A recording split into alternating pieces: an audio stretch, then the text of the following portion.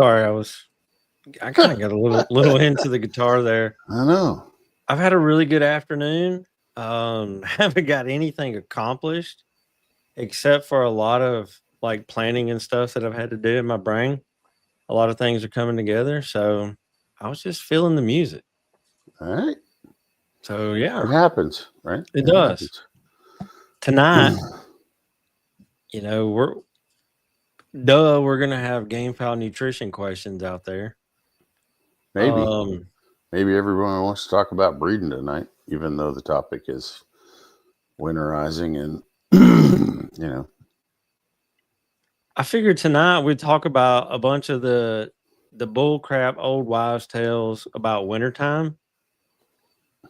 Why they're bull crap and why they don't work, and maybe offer some ideas to help people with stuff that does work. Because, game fowl are different than large fowl and bantams and turkeys and quail. I'm being facetious too, for those that wondered. Hey, Brian, how are you? South Carolina. So, obviously, cold weather's right around the corner. Oh, we also got something pretty cool to show y'all later. I'm going to pop it up on the screen. I got to get it downloaded first. So, yeah. Don't forget it. Yeah, cold weather is right around the corner.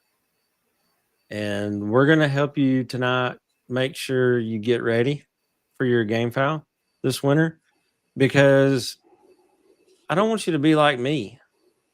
And it's suddenly going to be 20 tonight, and you didn't realize that.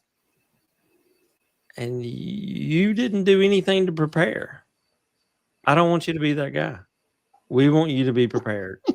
So we're going to talk about it. Yeah. Nothing to it. So Jeff, Yeah, how's your week? How's your week been? Well, it's only Monday.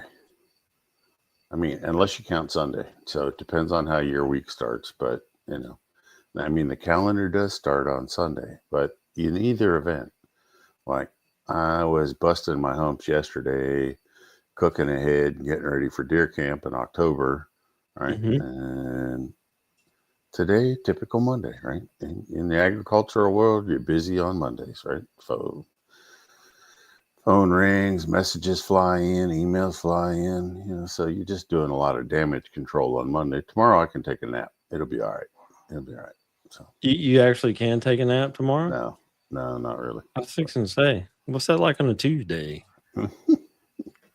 That alone seemed impressive. The work's already piling up for tomorrow morning. So let's see. Chris, a lot of people chiming in.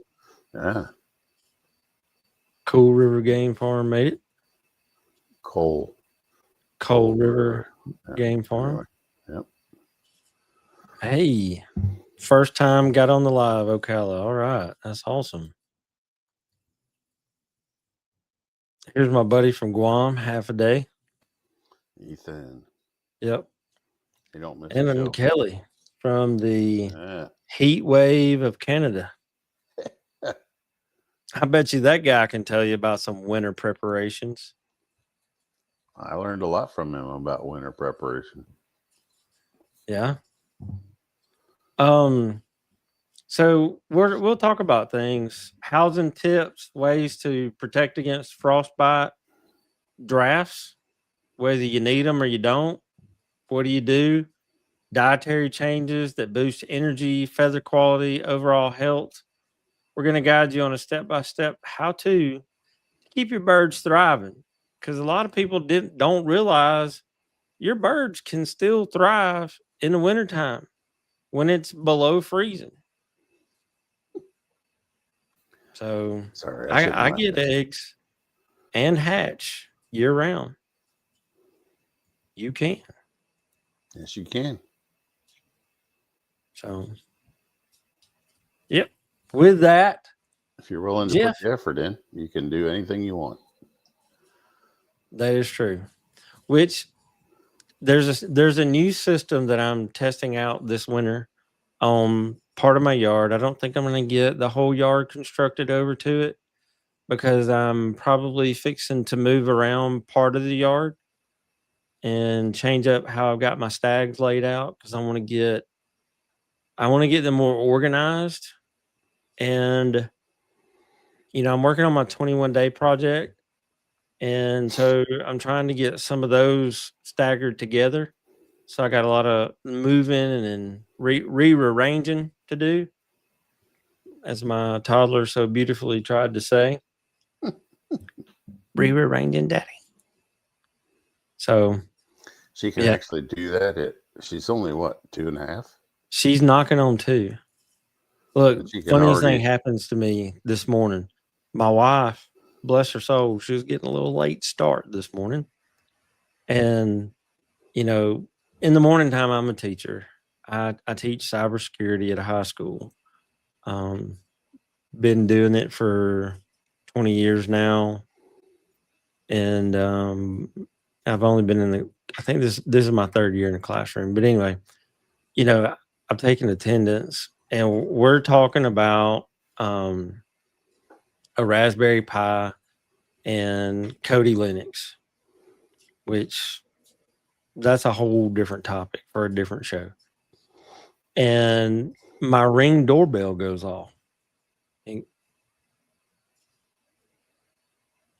And I look at my phone, which, in Alabama, it's illegal for the students to have them, but it's not illegal for teachers, which I think that's kind of weird. But it was in my pocket and it's supposed to go on mute, and it didn't. So I pulled it out and I look at it and I see this little kid. And I hit the button and she says, "Daddy, love you. Bye-bye." And does like this and walks off the front porch. And I hear my wife yell out, "Come on, we're late." So look, for a Monday, that made my week. You had a good day. Dude, I You're good. downloaded that video on my phone so I could keep it 40 forevers. All right. I was excited. What should you feed your birds in the wintertime? I mean, as long as it's a half decent feed or a good feed, you feed the same thing you fed in the summertime. I mean, you can make okay. So where are you talking about? Give me a region of the country. Well, right? I wanted that answer. So, I mean, and I really hope that's what I was going to get, because I wanted to like flip it into, if you're feeding a good feed, you can feed that year round. If you're somewhere, or when it starts getting below 20 degrees at night, what kind of Band-Aid can you put in it to help your birds not get frostbite? Why would you even be adapting? So the frostbite and feed are not directly connected at all. They have nothing. I'm talking about keeping them warm. Okay. All right. Because I mean, so the birds that on this show, they don't have combs and wattles to get. I know this is going to be really hard for somebody to wrap their head around, but believe it or not, the equivalence of about 1 teaspoon, slightly rounded, of cracked corn is all the energy adjustment that you need to make, not more than that. Okay. The amount of calories in something like corn, if you want to increase the amount of oil that you're adding, which you should be anyway, right? All high energy ingredients, but you're not moving the needle as far as you think you need to move it, right? So, excuse me, the difference between summer energy for a gamefowl is around 300 kilocalories per day. And the wintertime, when you're down around 0 degrees, is about 400 kilocalories, right? So you're only talking about 100 kilocalories. Mm-hmm. All right. And corn is 1,500 kilocalories. So you're looking at about an ounce of corn maximum, right? In the coldest temperatures. Now we're talking down around 0. right? Not zero, not freezing, 0. Okay. 0 Fahrenheit, which would be like, I don't know, negative 16 or something. I was gonna say it's I think 15 or 16 Celsius, something Yeah. like that. Right. So you're only adding about 100 kilocalories per day. So to balance out their energy needs. Okay.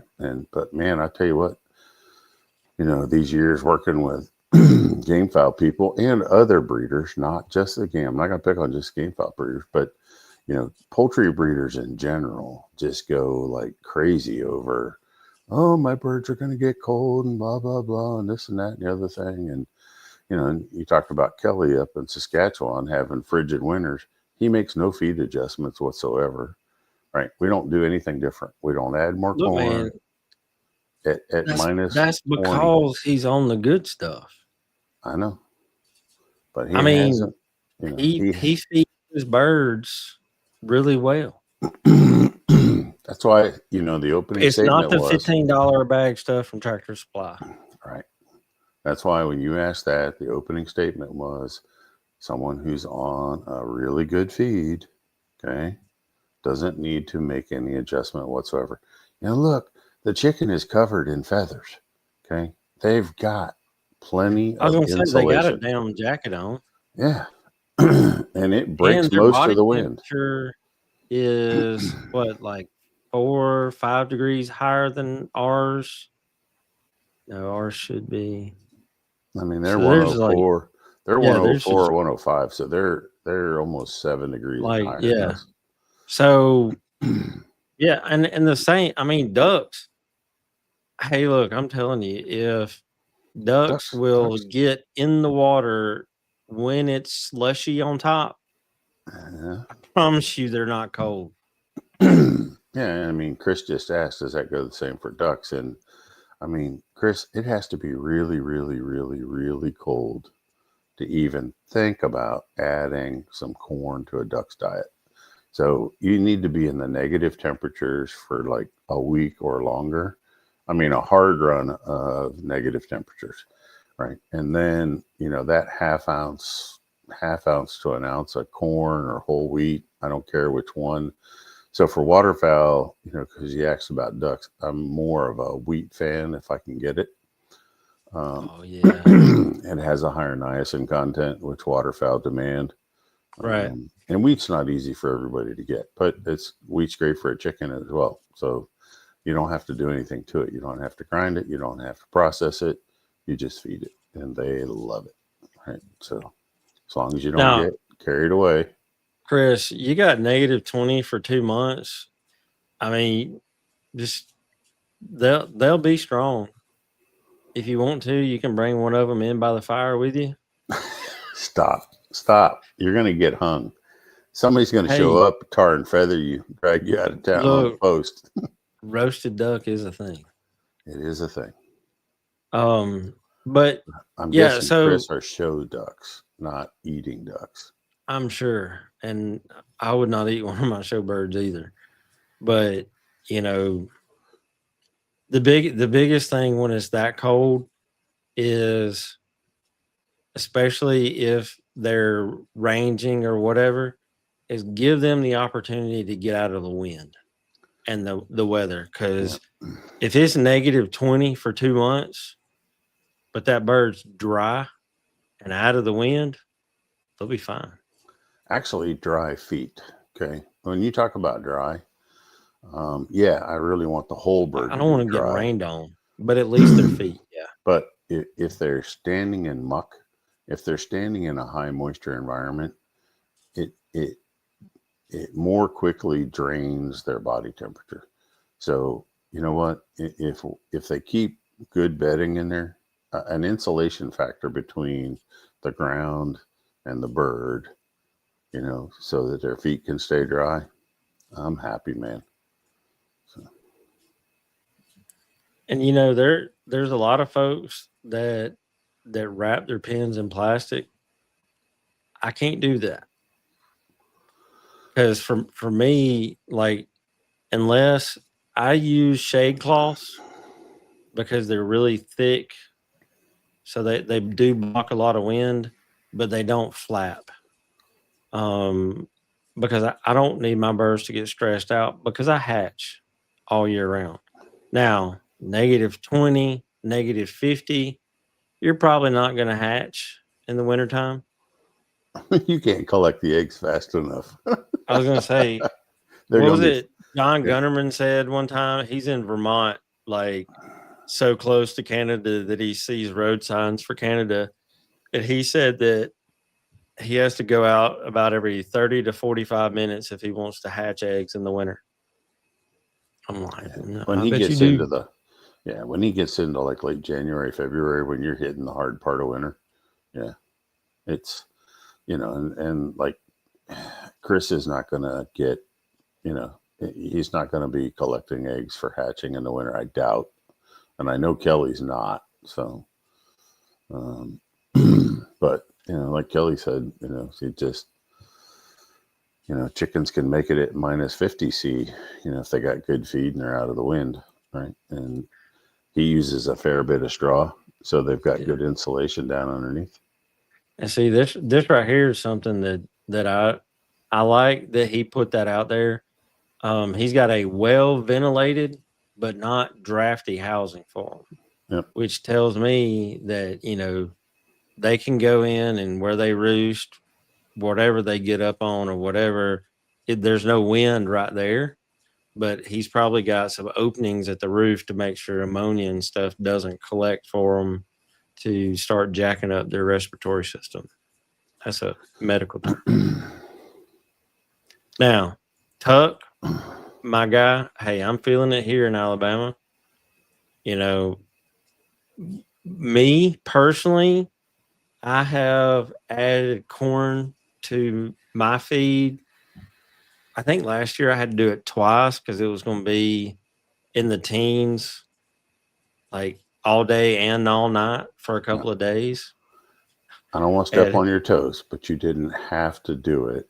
You chose to do it out of compassion and pity for your birds. Well, yeah, Jeff, because it was like 60 the day before. That don't matter. They're fine. It did to me when I went outside to go to work. I know. That's why you did it, because it affected you and you thought it was going to affect your birds. Because most of the time, I'm old short sleeving it here year round. I might put a vest on. And I went outside that first day and I was like, oh my God, it's 20 feet away and I don't even want to go back in the house. And put a jacket on and went and cranked the truck, then went back in the house. Yeah. So yeah, out of compassion, because they ain't used to it. Like Kelly. Well, you said you had to feed corn. I felt the need. Okay. But yeah. And Dwayne, Kelly's got some hard birds. He's hardened his off. They either live or die, but they get their feed formula and that's it. I'll call a bird in heartbeat. And yeah. It's all right. All right. What else you got? The gamefowl need more fat in their diet during cold weather. Do they need it? Well, first off, let's back up, because most of the poultry feeds that you buy at your local stores, right, 99% of the tags that have been sent to me are fat deficient anyway, right? They're between 3 and 4, right? And if you really want to see that wet shine look on your birds, you're going to feed somewhere around 6% of their diet as fat, right? So above 5, anywhere between 5 and 7% fat. Now, people are scratching their head. Well, how do I do that? Well, okay, so if your 50-pound bag of feed is 3% and you want it to be 6%, that's 3% of 50 pounds. That's 1.5 pounds of fat. So that's 1.5 pints of added cooking oil. And don't reuse restaurant grease from McDonald's, okay? Because it has... use that to make your biodiesel. Don't feed it to your chickens. I mean, if you love your chickens, right, and you're not just a cheap piece of shit, then because the amount of carcinogens in used restaurant grease are really high.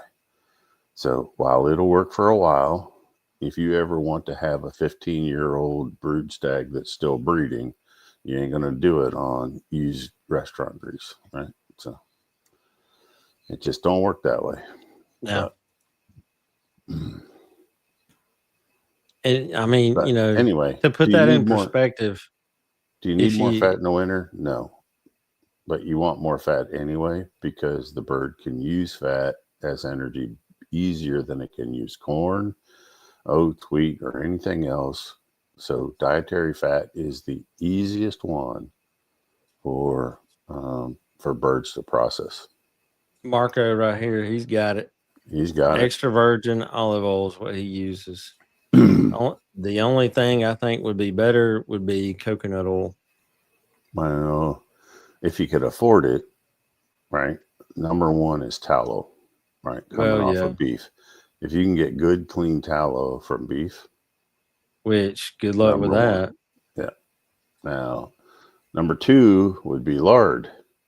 So if a fella could find lard, then after that it's coconut, then it's olive, right? As far as the ranking of oils, in my opinion, based on what I talked to a buddy of mine today and I was like, I need to find some lard. And I was looking at different kinds because you know, like everything else, you can buy it on Amazon. And she was like, next time you're here, there's a refrigerator out in the garage. Just get some. I said, you have it? Oh yeah, I tell my butcher I want it.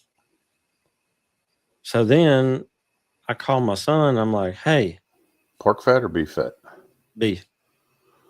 And I said, do you not get the fat when you have these cows processed? He's like, no, what am I going to do with that? I'll let them keep it. I don't want it. I said, well, next time I'm going to give you a couple of 5-gallon buckets and lids. Just tell them to fill it up and bring it when I get my beef. Yeah. Yeah, Ethan, that's the problem with coconut oil. It's really good, but $15 for a gallon, that's actually a really good price, because over here I pay closer to $20 for olive oil. So, well, okay, oil prices are high for some crazy reason, right? And I don't know what's going on, but they're out of control. But I don't know if Ethan's got a Costco over there, but the Kirkland brand coconut oil usually is not that expensive. So just saying, he may want to check, Kirkland brand, Costco coconut oil. Or Ethan, you can do like I do and get on Amazon and buy the Kirkland brand, because for some really stupid reason, it's cheaper on Amazon than it is at Sam's. Can't figure out how they work that out, but yeah. Tuck wants to know about wheat germ oil. He knows it's expensive, but he already uses it in Mexico. Yeah, I mean, there was a lot of hype. Okay, in Mexico, I can understand using it. Yeah, he goes back and forth a lot. But okay, the old hype. Let me be clear, from Mexico. Okay. The old hype about wheat germ oil is that it was significantly higher in vitamin E. Well, the truth of it is all the seed oils, soybean, sunflower, safflower, etc., all of those are high in vitamin E. Not as high as wheat germ, but they are all high in vitamin E. So people would definitely see a boost when they switched over to wheat germ oil for that reason, especially if their feed was a little bit low in vitamin E. They could see a bigger difference. I don't know that wheat germ oil, if I looked at the price of buying vitamin E and a less expensive oil, I think that would pencil out. better than the price of wheat germ oil. I have nothing against wheat germ oil other than the price. So, Tucker, keep doing what you're doing, as long as it ain't breaking your bank. But that's fine. It's good stuff. It's still not as high on. It's up there with the coconut and the olive oil. It still would not be as good as tallow or lard if you had access to those. They're a little bit harder to handle because you got to melt them, right? Just like the coconut, they're going to be solid form, so they're a little bit more difficult to deal with. But Ethan, I'll say this: when you heat up that solid coconut oil, if you'll start at about 20% extra virgin olive oil, mix that in with it, it'll get to where it'll stay. And it depends on what oil you use. It's somewhere between 20 and 30%. You just have to find it because different kinds is different. But it'll stay in a liquid state. But having just a little bit of the olive oil, it's still a lot better than just straight olive oil for the birds. It's a lot of work, but depends on how thin your olive oil is, right? So if you get a thinner olive oil, it'll stay, and not all coconut oil is the same. So you're right. I mean, just find a blend that works for you, that it'll stay, pourable. But I agree. And it's the same with lard too. You can put olive oil in with the lard, and you'll find that fine line where it'll actually stay a liquid point too. Because I tried breeder supplement so I heated the coconut oil up.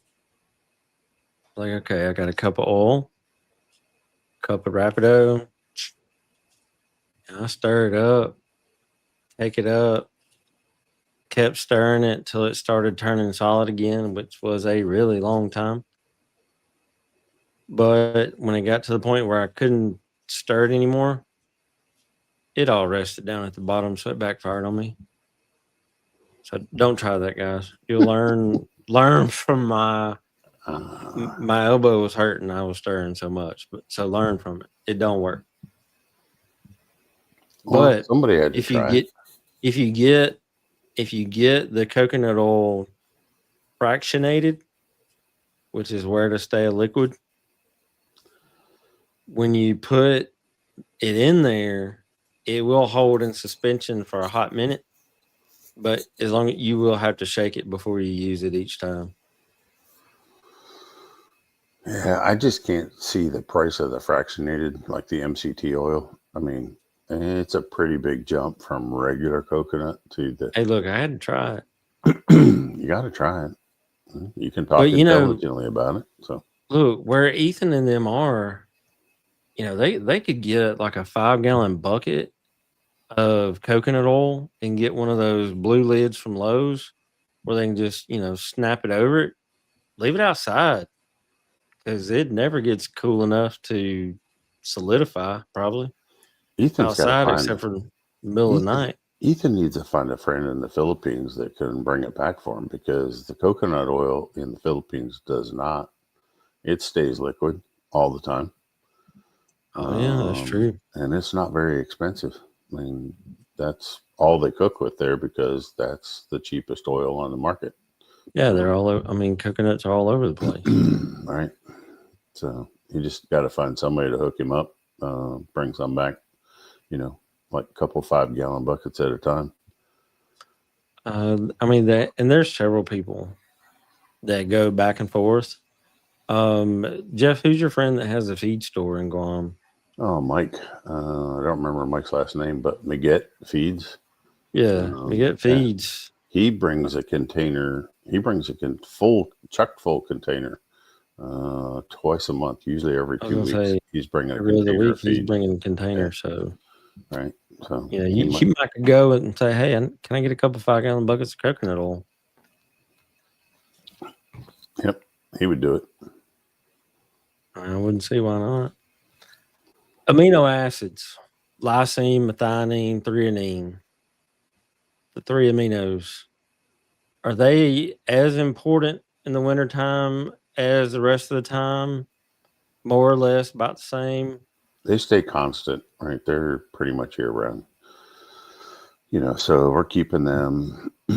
Well, we're hopefully the crowd is shifting gears and coming over to the dark side, but we're looking for that 1.1, 1.2 lysine, right around that 0.5 methionine, 0.75 to 0.8 on the threonine. Now, threonine's not on the label, guys, so it's not there. But threonine's going to follow your lysine pretty well. So if you do actually find a feed with a high lysine, chances are the threonine's in pretty good shape. But your methionine is coming from your meat proteins. More so, it's either being added as a synthetic or it's coming from a meat protein. So you always want to look for that meat protein.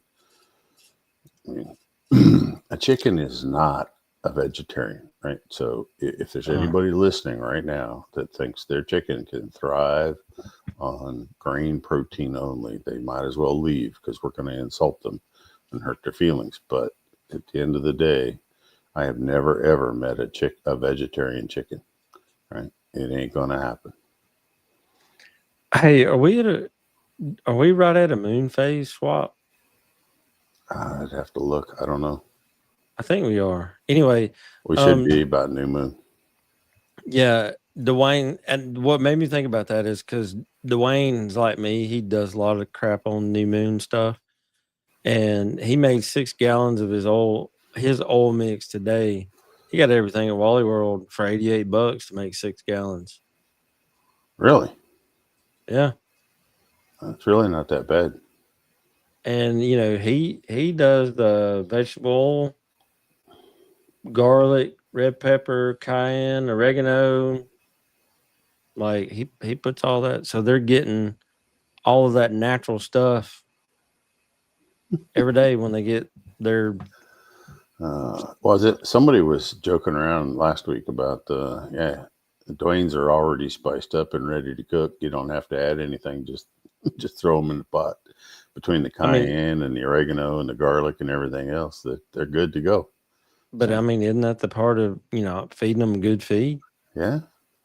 Look, I agree with what Dwayne's doing with his oil mixture. Okay, so I'm not knocking it at all, but just seasoned from the inside out.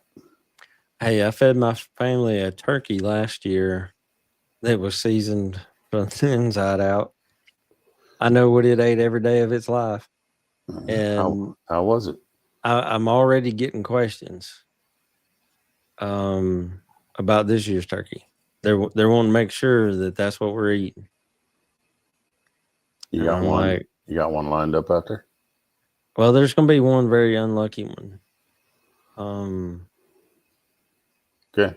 So yeah, part of being a farmer. I got 7 or 8 of them right now. So, but as big as your family is, you might have to cook too. Well, I do a ham and a turkey. Okay. And this year's ham is currently being seasoned from the inside out as well.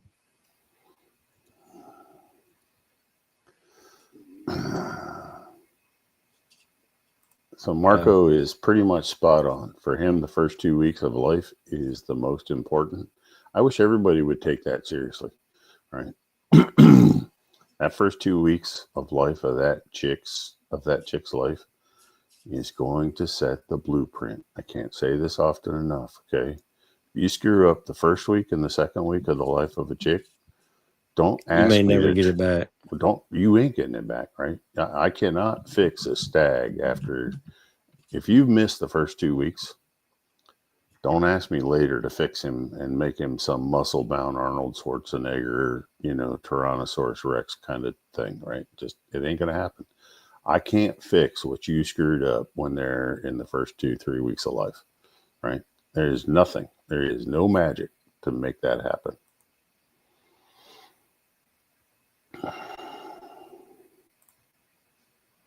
Yeah, you're not going to you're not going to recover from that one. No, You know, and that even goes for later in life. You know, when you realize that you did something wrong, if you fix it really fast, you may notice it, but it's going to be a while before they catch up, if they do, to their peers. I love this question right here, Jeff. I'm locked and loaded for it because I know quite a few things different. Go ahead. I Number one, if you're feeding floating fish feed, if you look at that stuff, it's usually 28 to 40% protein. Straight off the bat, you're like double what you should have. So your bird may get away with eating one or two pieces. Aside from that, you're frying their insides. You're overworking their kidneys and everything else so bad by making them process fish feed. Now, downside, fish meal, shrimp meal, blood meal, soy, all that's in there. And in the right profile, moderation, and amount is all good for chickens. But fish feed is like double and then some what a chicken should have. And I'll give this example. I know a friend of mine that before she and I met, she had a mentor that this person fed from the time a chick was born all the way up until they started laying starter. And he used game bird starter. So that's what this person thought they should do. And they sourced some high quality hatching eggs. Some of them $200 a dozen.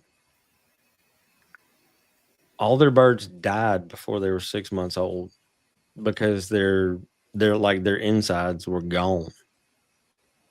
And good way to burn up the kidneys. You know, when you start talking about the symptoms of burnt kidneys and the other things that it really wears out by giving them too much protein, she literally said, "Oh my God, I killed my birds." That's exactly what they were doing. So that other than the fact that chickens don't have fins, that's the biggest reason. And there's no way to control that moderation. Well, so, you know, what he's referring to, and there's some big names in the gamefowl industry that talk about putting floating catfish feed in their feed mix, right, to get that bump of protein. And look, if they're feeding a garbage feed, when you add the catfish feed, which most of your Tractor Supplies have the 28% grower feed, most of them don't stock the 40% starter feed for the floating catfish feed. Yeah. So you're getting the bump in protein, you're getting the bump in the amino acids. You're just kind of going around a different direction to kind of get something like what you're getting with the ShowPro supplement, right? But, you know, we're doing it with real fish meal. I mean, whole fish meal with added lysine, added, you know, methionine, added vitamins. So there's things added to a fish feed that are specific to fish, right? So I've done some fish diets in my lifetime, and there's some things that we have to add there that we would never add to a chicken feed, but they're important to a fish. They're not important to a chicken. Now, you're not killing anything. You throw some things out of whack. You know, look, I'm not blaming anybody. So before anybody in the nutrition world paid any attention to the gamefowl industry, and they stay away from it because of the bad reputation or the bad publicity, right? You know, I got I got friends, in the field, and they're saying, "Man, dude, you need to stay away from the gamefowl community. They're going to get you in jail." And I'm like, "Wow, all I'm doing is helping them make a chicken feed." Anyway, look, it's just so before then, guys would either get some puppy starter feed, dog food, cat food, Yeah, that's right? popular. And they see a difference, right? And all of those have a meat protein in them, and that and a higher amino acid. So that's why they're seeing the difference in their birds. But Yep. there's a better way to do it. There's a less expensive way to do it. Okay, and get better results actually in the end, and be more accurate for poultry purposes. So I understand, why some of the old timers do it, whatever. But I mean, if it's calculated, it's one thing. If you're feeding a lot of people love to feed scratch to birds. And it's just like candy because the profile on it is very low.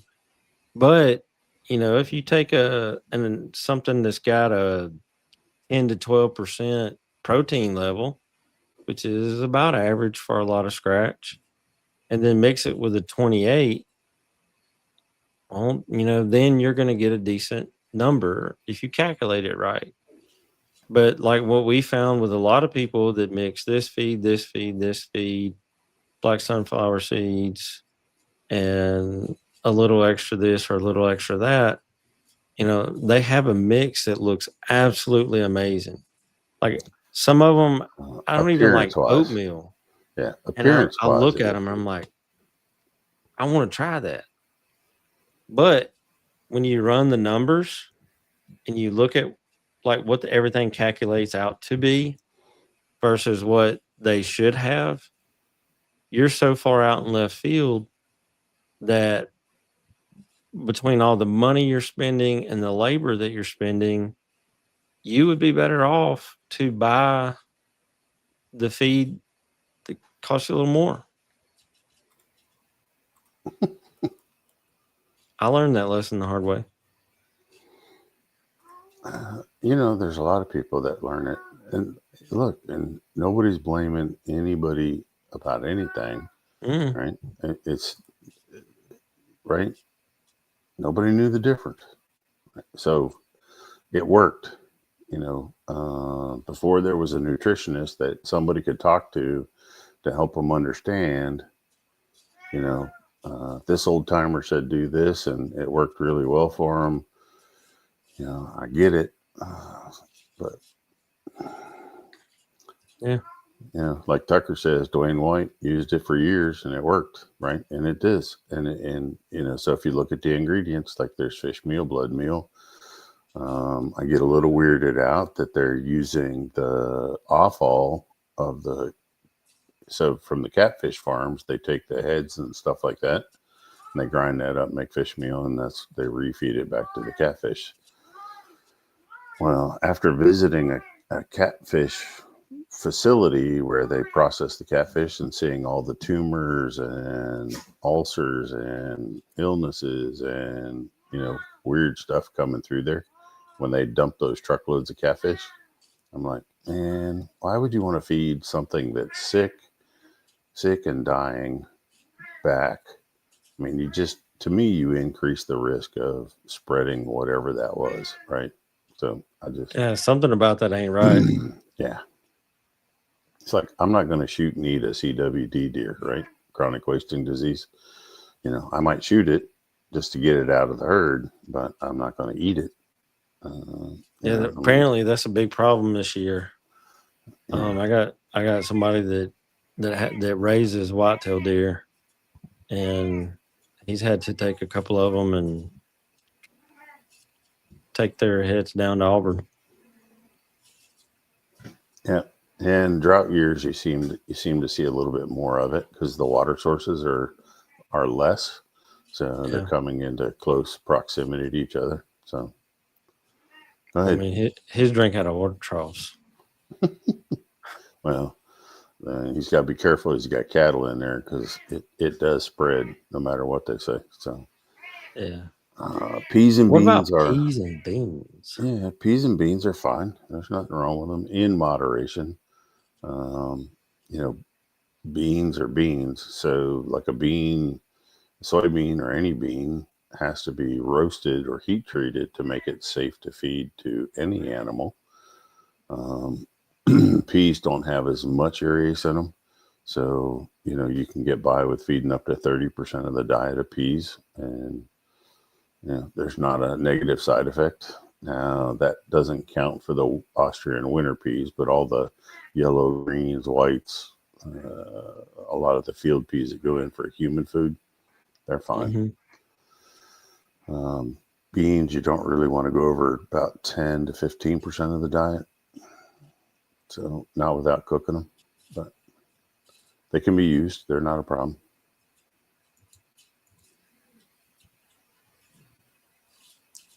Let's see. He gave his game bird as treats cans of wet food. Shreds. Oh yeah, they did. Yeah. Marco's just busting our balls, so he's just giving us a hard time. It's all right. Hey, if he's got money to feed his chickens wet canned cat food shreds, he's got money to burn. So he must be winning or something. I don't know. I was gonna say I feel overly confident that he's in the winner's circle a time or two a week. Or he's just giving us shit. So hey, you know what? I'm happy with either one. Okay. Let's see. How should water be managed in freezing conditions? In a Gamefowl setup where you got all the individual pens, it's tough. Because they can only literally drink so much water at one time. It's not like they can drink the whole day's worth of water. So, I know you let that son of a gun run dry. When you fill it up, they'll think that you'll think they're drinking a day's worth. Yeah, but they're really not. I mean, a day's worth is between 6 and 8 ounces of water a day, right? Depending on how much you're feeding, a little bit less in the winter, a little bit more in the summer, but it's always going to be 6 to 8 ounces is what they should be consuming. The best thing you can do is just serve them some warm, not hot, but warm, 80 to 90 degree water. And that'd be like drinking a nice warm cup of coffee after running to your car.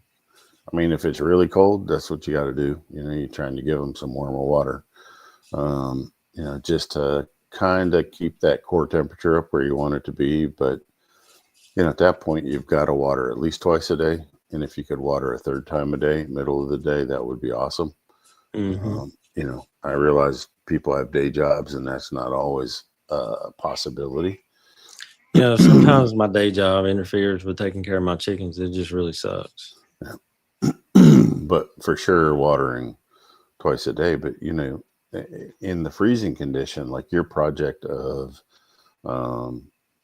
I'm really excited about my project.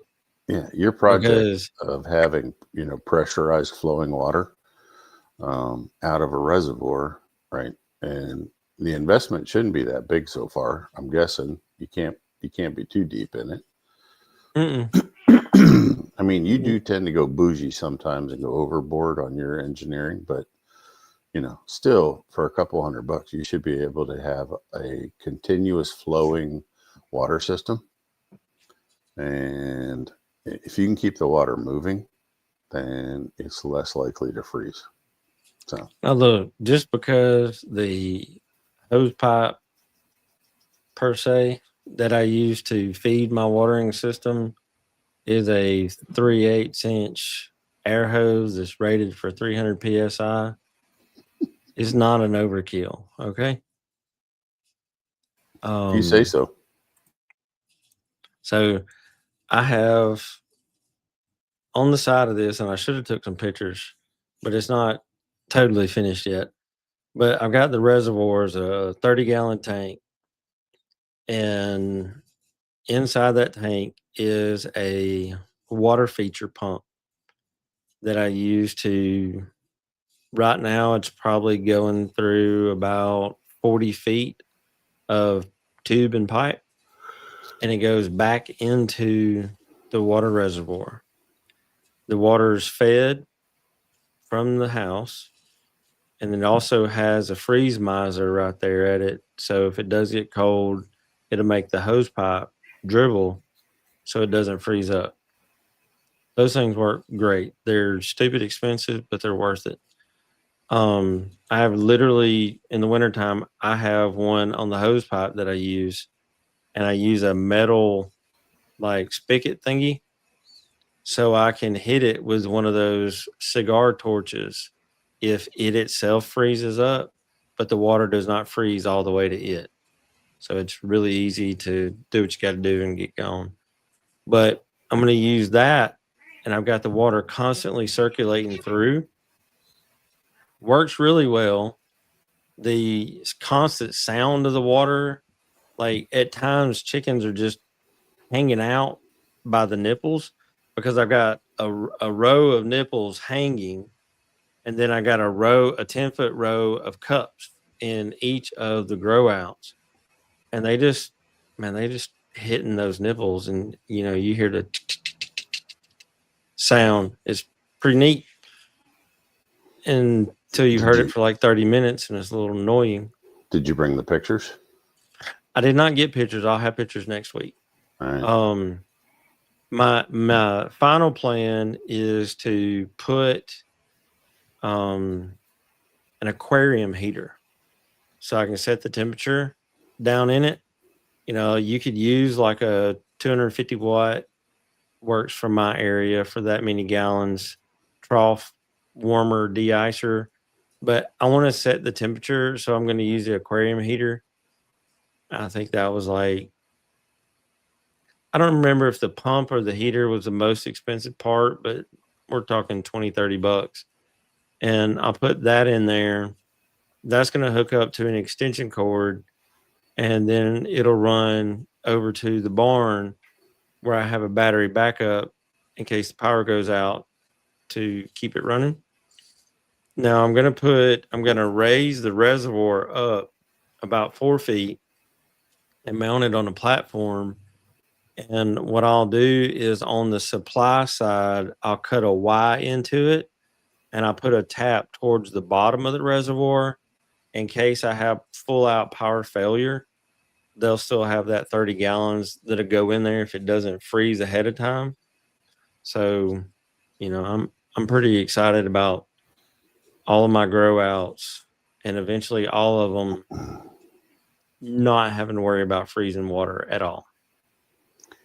So you think you can get some videos and pictures together for these guys? Because I'm traveling next week. I don't think I'm going to be, I don't know if I'm going to be somewhere that I can be on the show next week. So it might be good to just go over your fancy new watering system. But so we can call next week's show Bougie Water. Yeah. See, George asked about, yeah, George, you should be concerned a little bit that they're only eating the grains and leaving the pellet. And check your manufacturing date on your feed. Find out how old it is. I'm hearing about more of this going on lately in the last month or two than I like to hear about birds pecking out the grains and leaving the pellets. So I'm worried that maybe the pellets are old. So look, in the feed industry, it's nothing for them to run 100 tons of the protein pellet that would go into several different kinds of feed, and they'll hold that in a bin until they need it, and then they'll add whatever grains or other to it to make that feed and ship it out. So those pellets could have already been a couple weeks old or a month old before they got mixed with your grain, put in the bag, and then shipped to Saipan. So just see if you can track back the date and Yeah, I mean, hopefully your feed supplier there on the island is rotating his inventory so you're not getting an old bag. But it's worth asking the question. If you Yeah, don't think it's old, right, and you want something to encourage them to eat the pellet, so we can mix up just a little bit of molasses, like a tablespoon of molasses in a quart of water and a spray bottle, and you can go out there and mist those pellets, and the smell of the molasses will help them eat them. But I don't want them eating something that's bad, so let's just verify the age of the feed. yeah, I would check the age of the feed. Also, I have seen at feed stores in Alabama and in Tennessee within the past couple months feed that is less than 6 weeks old, which is relevantly fresh in the commercial feed industry. That is like there's hard chunks in it, and you open it up and it's got chunks of mold, and it's been from a couple of different manufacturers. Yeah, it's weird. Um, and I know this year, especially like in the South, even up in as far as Missouri, where my dad lives, we've talked about it. They're having unusually high humidity as well. So that's a problem. Most feed stores are not air conditioned in their warehouse. Most warehouses aren't air conditioned because that would drive your cost up probably 300%. But you can dehumidify and run a lot of fans and stuff to help combat that and rotating out your inventory. Not everybody does it. I didn't even think about it until you just said this. Like this has been occurring here in the recent months. It's not like we've heard about it all year long. It's Mm-hmm. pretty much here the tail end of summer, coming into fall. I didn't even think about it, but when you get into new harvest crops, so when they start harvesting, the wheats, the barleys, and the small grains in June, July, and then there's even corn already being picked off in parts of the country. Mm-hmm. A lot of time that new crop, if it didn't get dried right, if they don't get the moisture down under 15, it should be close to 14, it's not stable. And that could be leading to some of that mold that you're clumping and molding you're seeing in some of this feed, right? If they're jumping into Yep. new crop already, never even thought about it. So, That could you be a know, thing for sure. oh, sorry. Oh, that popped up too fast. Okay. So Kelly said in the wintertime, he just soaks the grain, soaks the feed to hold his, we were talking about winter watering and what you do about how to make sure you're getting enough water. So he can soak the feed. And then if you have a high enough oil content in there for energy, right, it won't stick to the cups and won't freeze up on you. So the Hey, only that's a downside, great idea. yeah, the only downside is the grains are softer. So your gizzard isn't going to be working as hard to process the grains. Oh, Clark wants to see your fancy new water pipe. I'll let him see it. Yeah. Let's see. We have this. This is actually, I had a conversation yesterday with a vet about this. What's a good age for cutting my stags and young roosters, combs, and wattles? Um, and what the vet told me is treat it like changing your kid's body. The younger you can do it, the better. You'll want to make sure the bird's mature, but the younger the better, certainly. Me personally, I also don't like to do it in the hot months of the summer because in the South we have a thing called dog days of summer. It's hot, it's humid, and infection is a huge thing. If you live in like Guam, Puerto Rico, the Philippines, Mexico, any of those areas where we have viewers, it's humid all the time. So you need to like plan on putting some Redmond clay on it or something to clot it as quick as possible so stuff doesn't get in it and get infected. But as young as possible, like 6-ish months. And I say that because it depends on your particular birds. And that's where knowing your birds, handling your birds, you'll know when they're mature.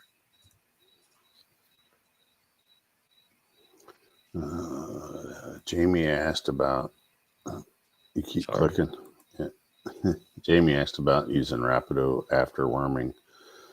Jamie, actually, it's great to use Rapido always, from the day they're born till the day they die.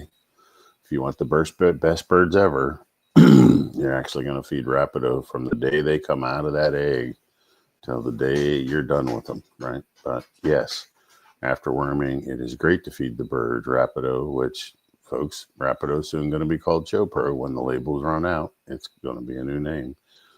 But yeah, it'll help rebuild the gut, get beneficial bacteria because it's got probiotics in there. It'll get the bird back up and, feeling healthy and happy again a whole lot quicker. So, All right, what were you clicking on? Rex asked, when's it too late to cut the combs as far as age? Personally, I don't know if there is a too late. I don't think so. So I got to tell you funny.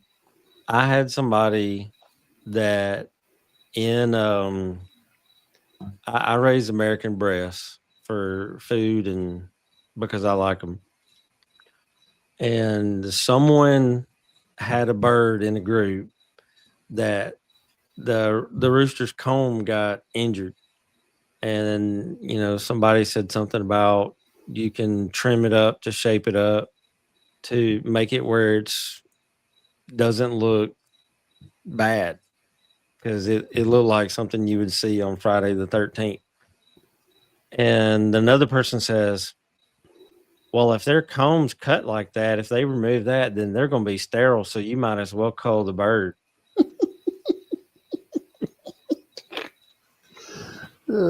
Jeff. Yeah. You would be proud because my response was, do you have any, what scientific research have you done that shows whether or not a rooster has a comb has anything to do with its testes and ability to reproduce? That's an old wives' tale. I wanted to say that's the dumbest S word I've heard all day. I mean, think about it. If you trim the comb and wattles, if you dub a bird and it makes them sterile, nobody on this show, none of the thousands of people that we've had watch over the past year and some change, none of them would dub their birds. It would not be in the standard if it made your bird sterile. Yeah. But when I was talking to the vet, I had to ask that. I was like, I said, you'll appreciate this. This is a funny. And the vet started laughing. And she says, yeah, that's the dumbest shit I've heard. And that was my reaction too. Marco said that the tide matters, and tide and moon phase, there's an old saying where I forget how it goes, but it has to do when farmers would dub and when they would remove the horns on a cow. Jeff, I'll let you say that because you have it memorized.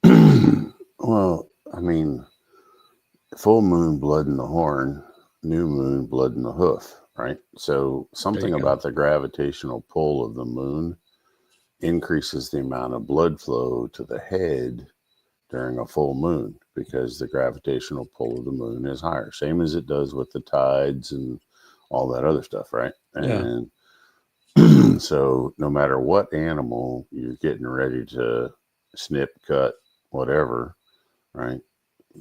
So if you're doing something low on the animal, like let's say you're going to trim their hooves or something like that, right? You want to do that on a full moon, in case you hit blood, you're not going to get as much of a mess out of it. Right? So But when you're taking off horns and you're taking off combs and wattles, right, the way my grandfather, right, and I've heard it before from a lot of naturopathic vets, they prefer to do all their dehorning on a new moon or near a new moon, right? So you want a waning moon, which means you're on the going down, right? And you want to be near that new moon for the least amount of blood in the head, So that's the way I was always brought up through. And I'd have to pull out a farmer's almanac because it's always in there, when to do your like dehorning and things like that. And it would be the same for a chicken. So. During the last 3 days of pointing, can I replace egg whites with raw beef liver? You can. Yep. You can. If you cut too young, it'll grow out some. He waits till 10 months. Yeah, like that's why I said wait till they're fully mature. Different bloodlines are different. Well, if you're feeding ShowPro supplement the whole time through, right? They're going to mature at 6 months, right? So a Gamefowl will be mature at 6 months old. Hey, Dwayne, that's the difference in 3 times a week and every day. I know. Love you, buddy. Yeah, you just had to piss on the big dog, didn't you? Right? I mean, he's a good friend of mine. He's the president of United Gamefowl Breeders Association. But, hey, I stand by what I say. Your farm, your rules, what works for you, works for you. Yeah. So you do it. Let's see. What was the name of the feed store in California that you guys recommend has good feed that Jeff is okay with? Well, I like California Custom Gamefowl Feed, which is Chino Gonzalez. And so he's down around Chowchilla, San Jose area. If you're up north, then you want to see Lonnie Unruh, who's in Glen, California. I think it's Freedom Feeds or Patriot Feeds or something like that. But Lonnie Unruh in Glen, California. Both of those are good. So, and if you and some buddies have enough to use up a ton in a month or so, hit me up. I ship. He ships all the way across. 3-4 tons to California every month. So, SCGBA calendars will be available soon. They do have dubbing dates on there. So that's one cool thing that I like. And let's see. The last thing I want to do is I posted this on social media today, but I want to show it to you guys so y'all can see it. Now, with this change, literally what you see in those 2 boxes on the outer sides, that's all that's changing. That's it. None of the ingredients, you can compare them. They're the same. The amounts are the same. If you want to open a bag up and send it off to New Jersey and have it analyzed, it's going to be the same. Only the outside's changing because I'm tired of some stuff getting stopped at some borders because of the suggestiveness of the other name and other things. And so I think to make it a more friendly thing, a new name, new item, it's going to be a thing.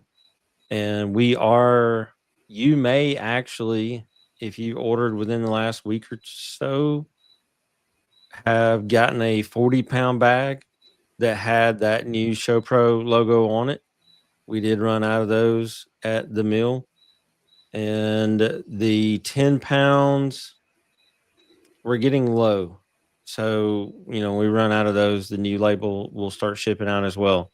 I have gotten some text messages and phone call, or one phone call, mostly text messages and Facebook messages of the new label, and people like, is this is that stuff you talked about that's the same, right? Yes, sir. It's shiny. I like it.